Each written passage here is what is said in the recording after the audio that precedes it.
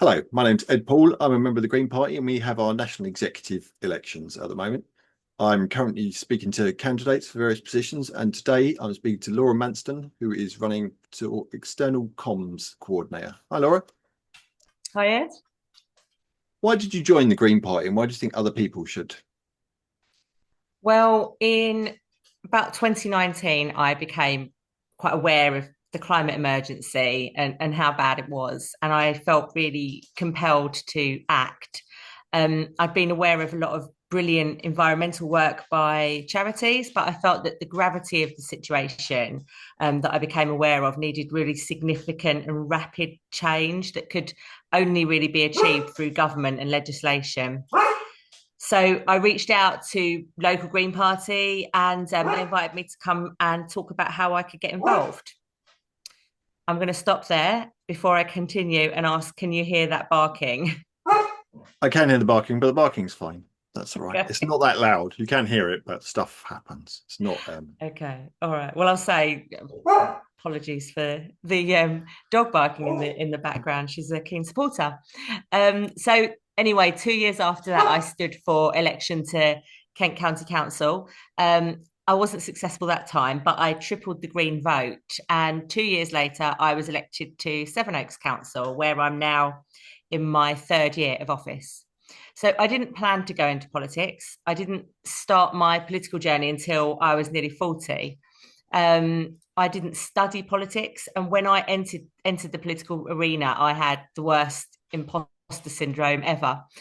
So I reached out to a really brilliant life coach who helped me to sort of think about what I admired in what it was in politicians that I admired um, that gave me reason to admire them. And I think that it was things around ability to connect and relate to people, to have compassion and patience, and understand the issues that people are facing, and then the ability to explore, evaluate, and collaborate to find solutions for those issues. So all those things, along with being having a positive attitude, a really strong work ethic, and integrity, I felt that I recognised those things in myself. So that gave me the sort of confidence to continue. And I think that life right now can be really scary and uncertain. On a global scale, we've got threats of Putin, instability from Trump, and the insanity of Netanyahu. And closer to home, we've got people who can't afford to eat, let alone pay for a roof over their head. We've got fear and hatred tearing our communities apart, and a health system that's falling at the seams. So, all of this can be really overwhelming and have really negative impact on our mental health and sense of well-being. So I think that if your values align with the Green Party, then joining it gives people a sense of belonging and unity, and not being alone with those huge challenging thoughts about all that's wrong in the world. So I think that our members feel empowered, like they're doing something to help. And that's why I would encourage people to join. You don't even have to have a political background or understand the political system, because they're things that you can learn if you want to stand for election. But if you care about the world and you feel like you want to play a part in healing it, then you can make a difference. And that starts with the simple step of joining the party and becoming eligible to vote for our policies. what do you think of the Green Party electoral strategy target to win? The Green Party doesn't have huge corporate donors or the backing of fossil fuel giants to fund our campaigns. So we rely on membership subs and volunteers.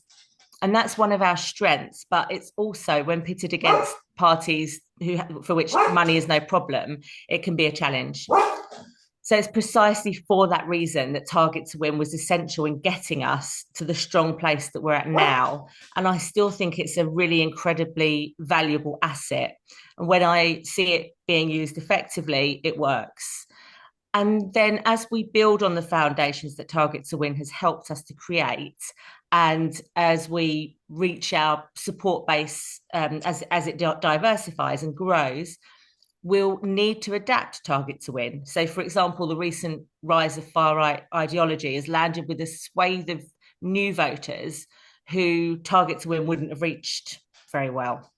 So, I'm a huge supporter of Target to Win, but also recognise that it has its place, and we mustn't be afraid to develop and adapt it as and when the time is right in order to keep up with the changing political landscape. And I'd also really like to review the messaging in Target to Win to reflect and address the changing rhetoric and resonate more impactfully with the people we're reaching out to.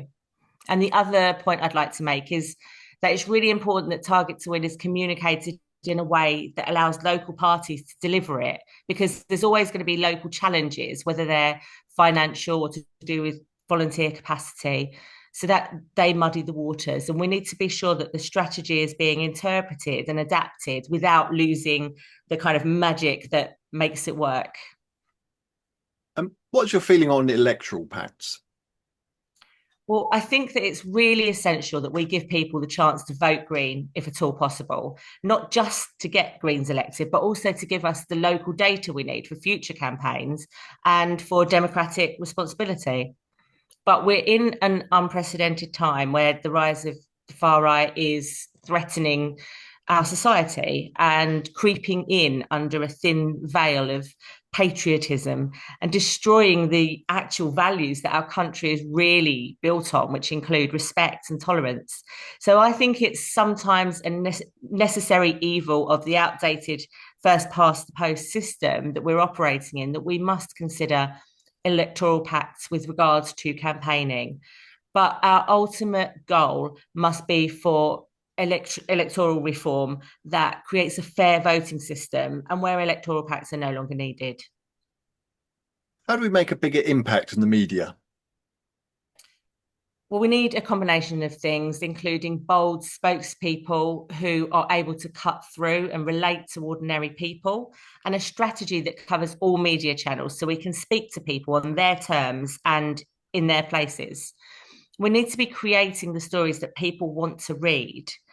And I don't mean that in a controversial or comical way, but in a way that finds the angle that resonates with people because it matters to them and it deals with things that affect them.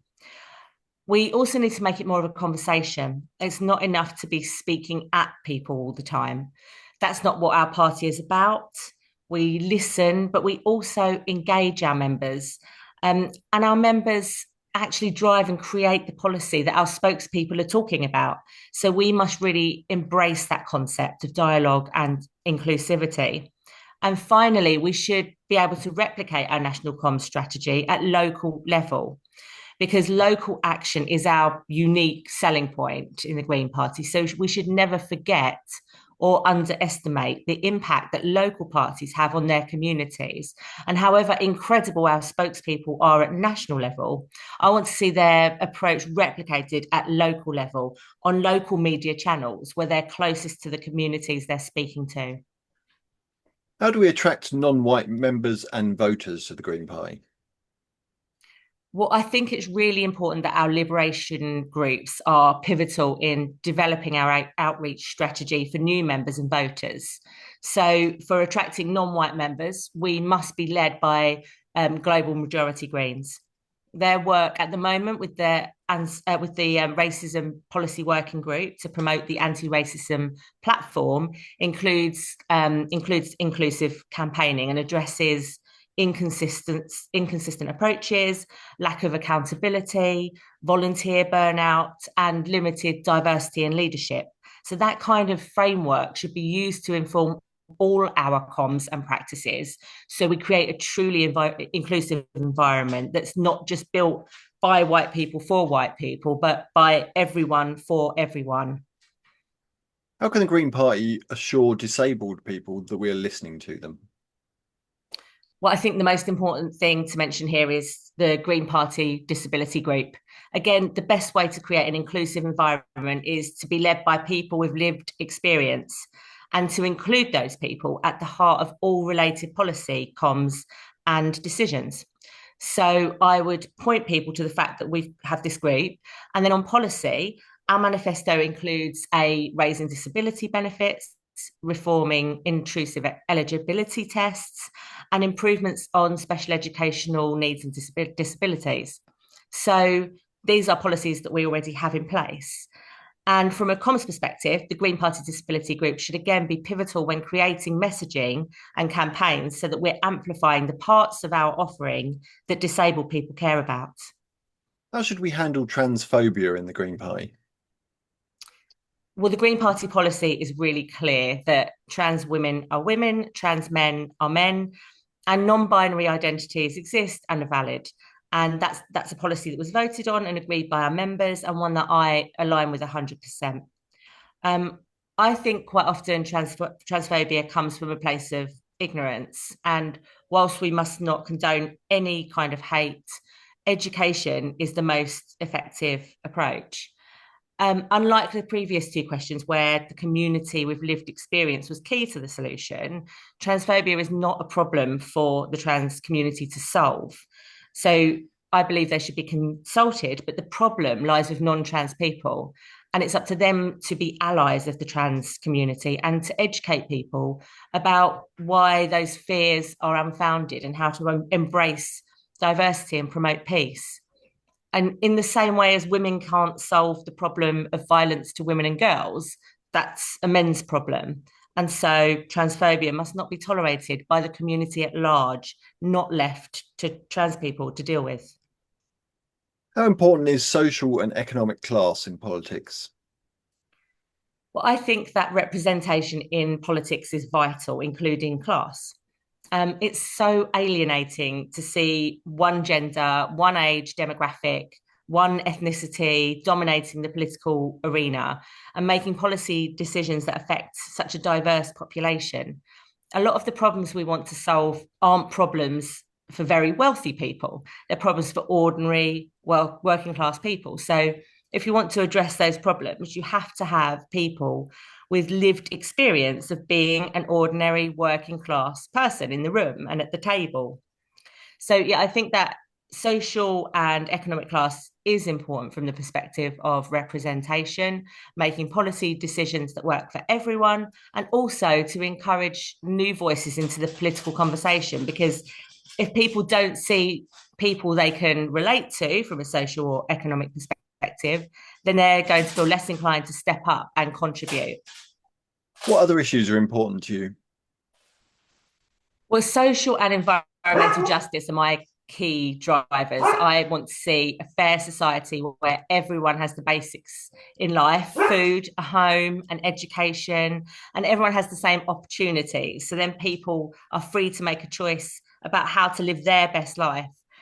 But I'm also really passionate about including the voices of children and young people. So when I was about 14 or 15, I remember having a really strong sense of what I felt was right and wrong, and a really visceral need to right the injustices that I could see in the world. I'm so pleased that the voting age is going to be lowered to 16. And I think the political system is going to be so much richer for it. I've spoken to lots of people in primary and secondary schools who have such interesting thoughts and ideas, and I can't wait for politicians to be forced to take them more seriously. Why do you think we should vote for you, and what will you do if you're elected? Well, the tagline on my campaign comms has been engage, inspire, deliver. And this sums up what I want to do. So firstly, we need to engage the masses.